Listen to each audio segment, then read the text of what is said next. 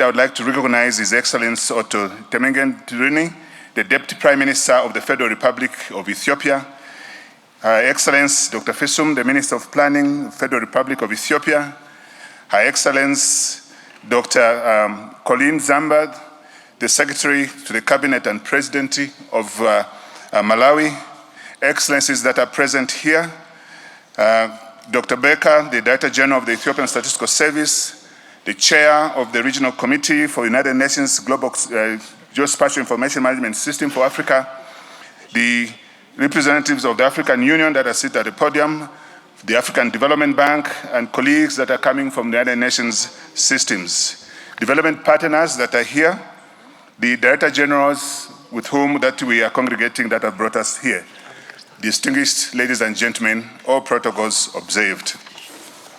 It is my profound honor to address you today at the 9th session of the Statistical Commission for Africa under the theme, Unleashing the Potential of African Innovation on Statistical Development, jointly held with the 10th meeting, the Regional Committee of United Nations Global Geospatial Information Management for Africa, and the 4th Forum on the Disaster-Related Statistics. This gathering represents a fundamental moment for us to reflect on a shared journey and offer us yet another opportunity to chart a bold course for the future of the statistical development in Africa. At the Africa Center for Statistics, at the United Nations Economic Commission for Africa, we are committed to transforming the African statistical landscape, including the geospatial aspects that enable us to fully exploit the power of data. In the context of the theme, our focus is clear. Thus, to advocate for and lead the way in adopting innovative and transformative technologies throughout the entire data value chain.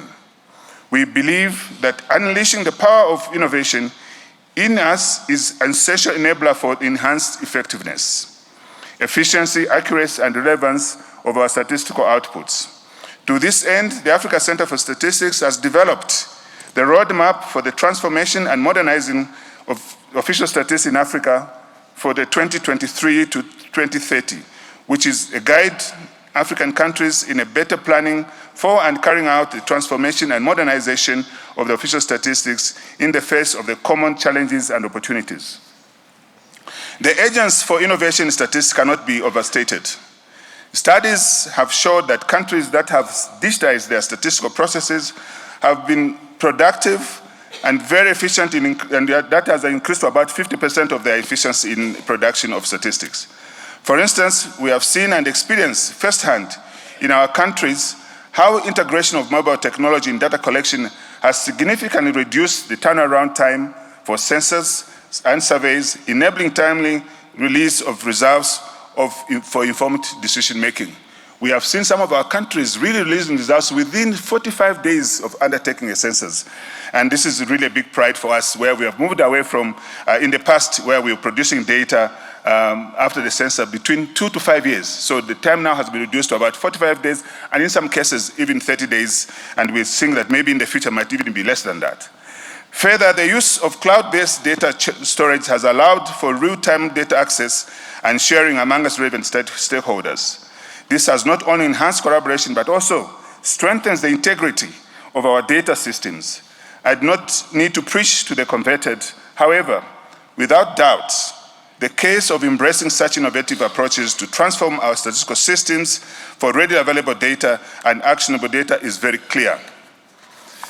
As part of the strategies for adoption of the new emerging technologies and innovative approaches, we must invest in the training programs that equip statisticians with the skills necessary to leverage new technologies to create a workforce adept in modern statistical practices.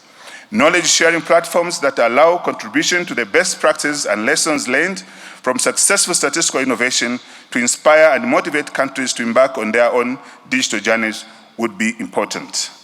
Moreover, ladies and gentlemen, we must intentionally widen our partnership, especially on the collaboration with the private sector, including technological firms and the academic institutions that possess the necessary resources and expertise to facilitate the transition to full digitization of statistical systems not forgetting to advocate for the establishment of grant programs that support countries in the digital transformation initiatives for their data and statistical systems through incentivizing approaches.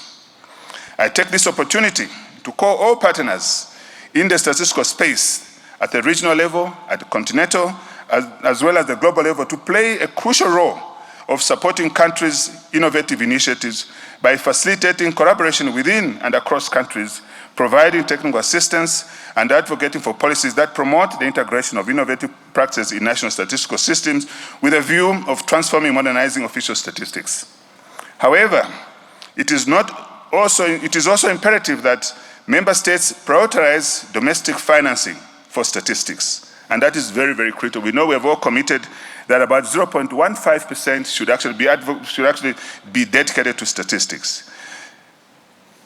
And as to be more sustainable in that approach if we're to do it that way.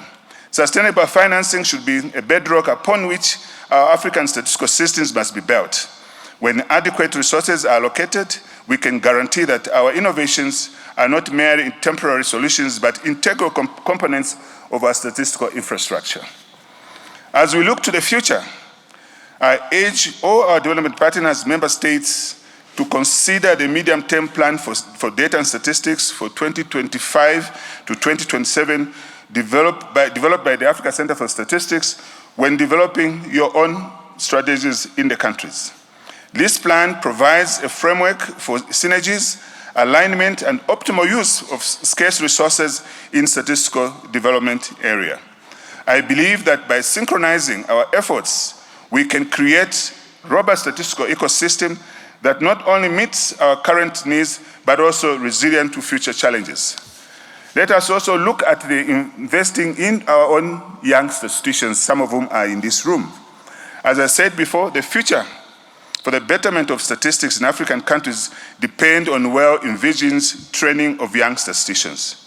As I conclude my remarks, I invite each one of us to exploit the spirit of innovation that uniquely defines our continent. I know we already have it in us. May the 9th session of the Statistical Commission for Africa be recorded in history as the time we together collectively agreed to unleash the potential of African innovation in statistical development, not only for modernizing data systems, but also aligning with the aspiration of our people.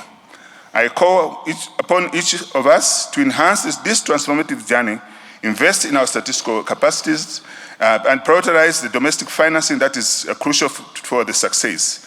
Jointly, we can build a future that is statistical development is not just a goal, but a driving force for sustainable development across the continent. I thank you.